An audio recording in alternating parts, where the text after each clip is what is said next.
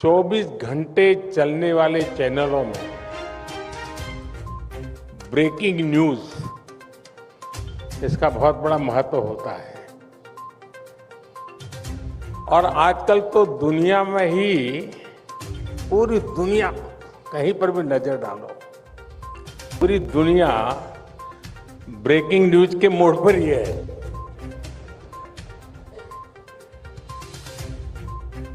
और इतनी भागदौड़ में आप सभी इस समिट को होस्ट कर रहे हैं,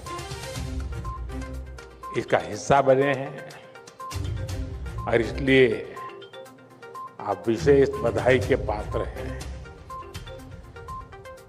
और इस बार आपकी चर्चा का विषय भी उतना ही अहम है,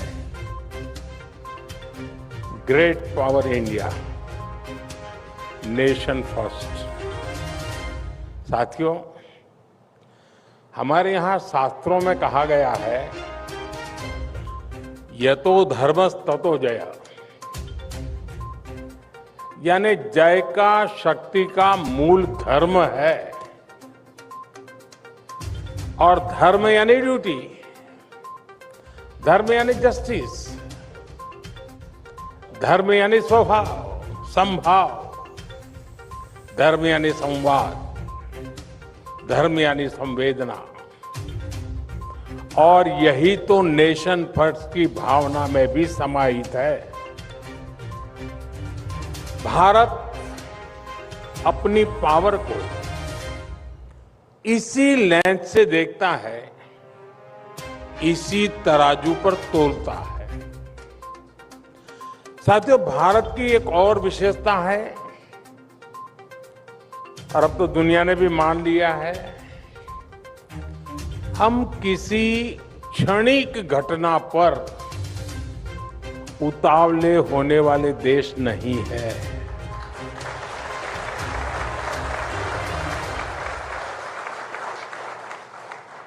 हम वो हैं जिसने विकास और विनाश देखा भी है, झेला भी है। हम वो देश हैं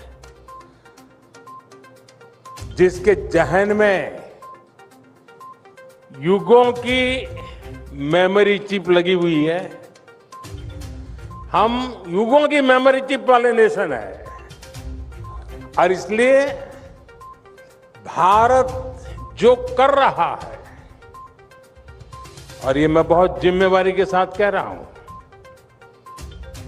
भारत जो कर रहा है वो आने वाले 1000 वर्ष का फ्यूचर लिखने वाला है।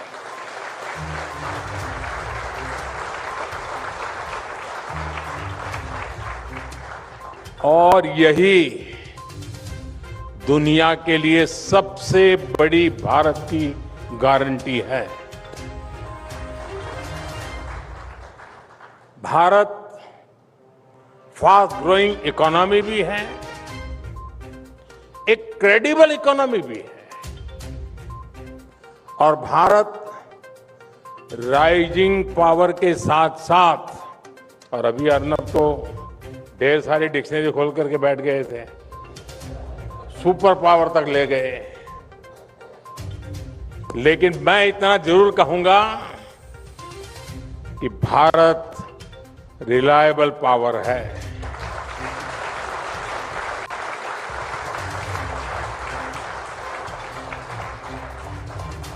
मैं अभी 2-3 दिन पहले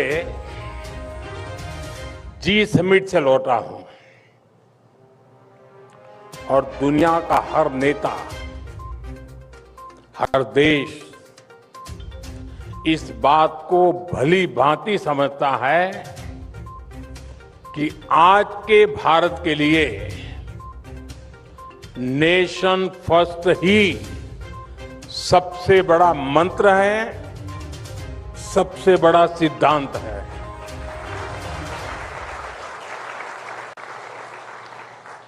साथियों, कुछ दिन पहले ही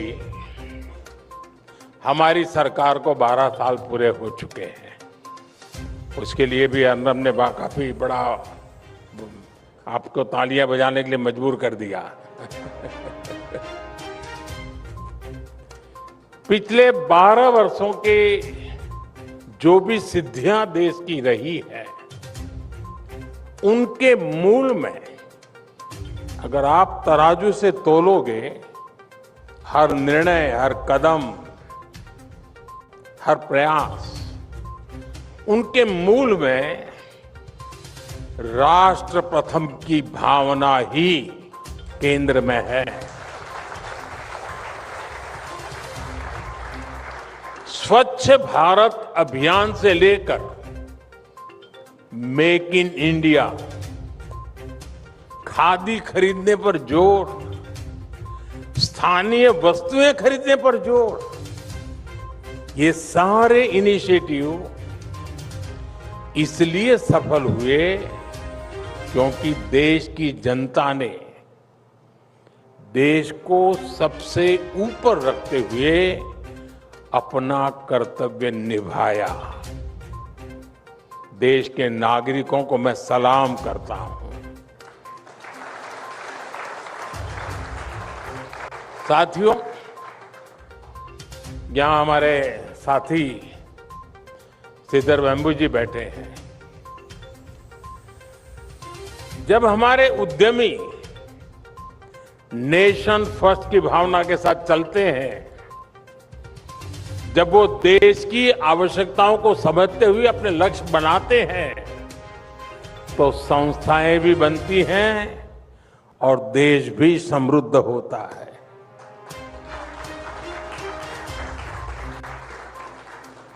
सिद्धार्थ वेम्बू जी ने क्या काम किया है, शायद यहां बातों में कितना निकला होगा मुझे मालूम नहीं, लेकिन अभी मैं फ्रांस में विवाटेक में गया था। करीब 1.5-2 लाख नौजवान वहां होंगे। चलने के लिए भी मैं और फ्रांस के राष्ट्रपति अलग अलग स्टॉल पे जा रहे थे, देखने के लिए भाई नौजवानों ने क्या काम किया। तो हम जोहो के स्टॉल पे गए। मैं हैरान था जी, और गर्व होता था कि जोहो के स्टॉल पर यूरोप के नौजवानों की जो भीड़ लगी थी, और वो समझना चाहते हैं कि ये क्या है दुनिया में नई चीज। भारत में शायद उतनी चर्चा नहीं होगी जितनी मैंने वहां फ्रांस में देखी। बधाई हो आपको।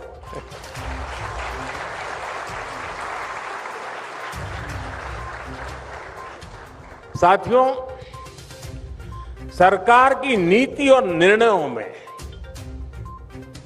नेशन फर्स्ट का क्या प्रभाव होता है, इसका एक उदाहरण हमारा आदिवासी क्षेत्र है। मैं आज कोई फिलॉसफी जानने वाला नहीं हूं, कुछ बातें जो हुई हैं वो हल्की फुल्की बता दूंगा, और उससे आप अंदाज लगा लेंगे कि काम कैसे होता है। मैं आदिवासी क्षेत्र की बात करता हूं। भारत के 10 करोड़ से अधिक आबादी की चर्चा, मतलब कि आदिवासी समाज की चर्चा। और हम सबको पता है, दशकों से माओवादी आतंक वहां अपने डेरा तंबू गाड़ करके बैठा हुआ था। जहां 21वीं सदी में भी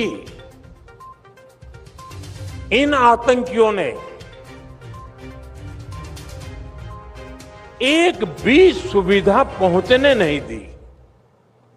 सरकारी एक व्हीकल नहीं गुजर सकता था वहां, गोलियों से भून दिया जाता था।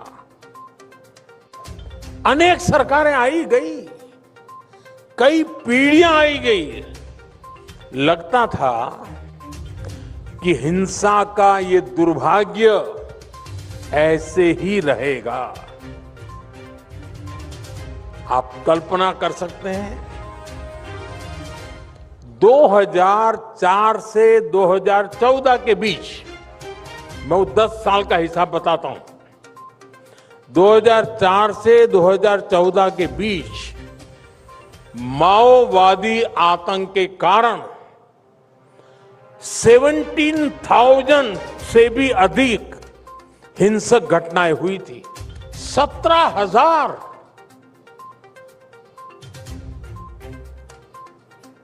और करीब करीब 7,000 से ज्यादा जानें गई थी। साथियों, आज आपके लिए वन लाइन न्यूज होगा या टीवी पे आधे घंटे डिबेट होगी कि माओवादी आतंकवाद खत्म हो गया। चीजें ऐसे नहीं होती हैं, उसके लिए खपना पड़ता है।